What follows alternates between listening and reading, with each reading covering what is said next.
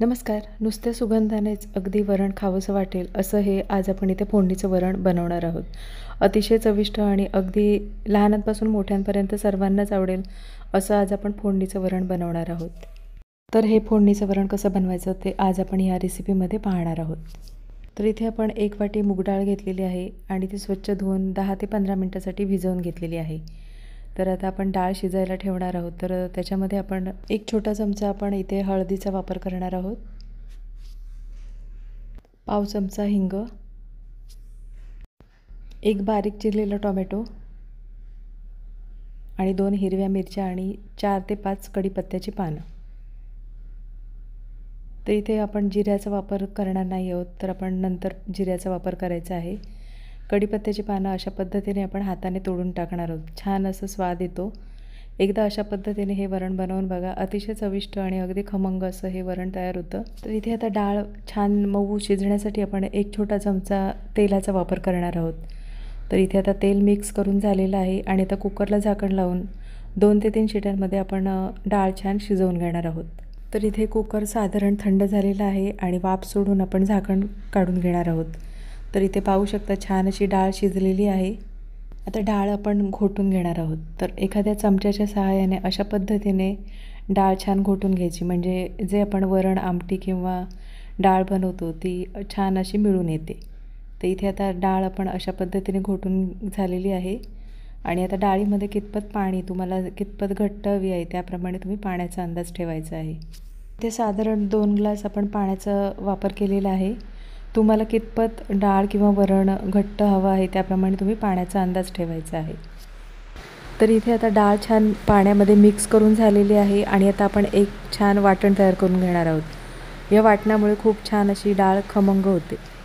तर इथे आपण खलबत्त्यामध्ये जाडसर असं कुटून घेणार आहोत. तर 7 ते 8 लसूण पाकळ्या, 1 चमचा जिरे आणि 1 हिरवी मिरची. तर आता आपण हे छान जाडसर असं कुटून घेणार आहोत.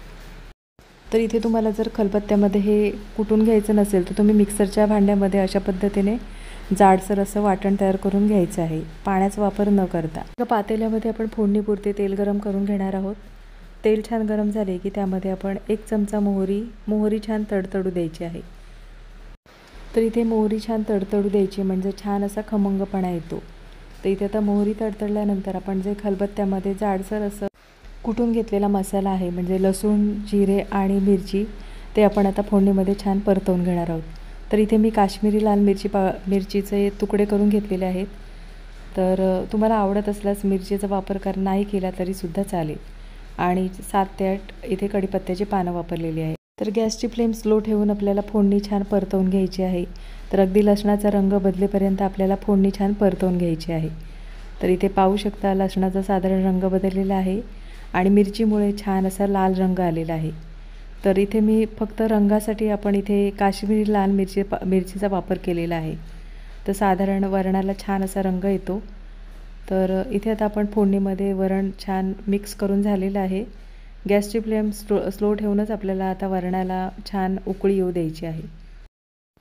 तर इथे आता चवीनुसार मीठ आणि बारीक चिरलेली कोथिंबीर. तर हे फोडणीचं वरण आता आपण एकदा ढवळून घेणार आहोत आणि गॅसची फ्लेम स्लो ठेवून आपण 2 मिनटासाठी छान उकळून घ्यायचं आहे. तर गॅसची फ्लेम स्लो ठेवूनच आपल्याला वरणाला छान उकळी येऊ द्यायची आहे. तर अगदी 2 मिनिटभर आपण छान वरण उकळून घेतलं म्हणजे आपण जी फोडणी छान खमंग केलेली आहे त्याचा छान असा स्वाद येतो. तर इथे अगदी गॅसची फ्लेम स्लो ठेवूनच आपल्याला वरणाला छान एक उकळी येऊ द्यायची आहे. तर अगदी 2 मिनिटभर आपण हे वरण छान उकळून घ्यायचं आहे. तर लक्षात ठेवा गॅसची फ्लेम बिलकुल मोठी करू नका, नाहीतर मग ओतून जाण्याची शक्यता असते. तर अशा पद्धतीने आपण वरण छान ढवळून घेणार आहोत म्हणजे ओतून जाणार नाही. तर इथे आपलं हे छान खमंग असं फोडणीचं वरण तयार झालेलं आहे. नक्की रेसिपी बनवून बघा आणि कमेंटमध्ये मला नक्कीच सांगा. तर इथे आपलं हे वरण छान तयार झालेलं आहे. गॅस बंद करायचा आहे आणि वरून बारीक चिरलेली कोथिंबीरीचा वापर करायचा आहे. तर नक्कीच रेसिपी बनवून बघा आणि कमेंटमध्ये मला नक्कीच सांगा.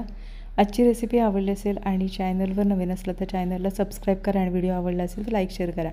पुन्हा भेटू अशाच नवीन रेसिपीमध्ये.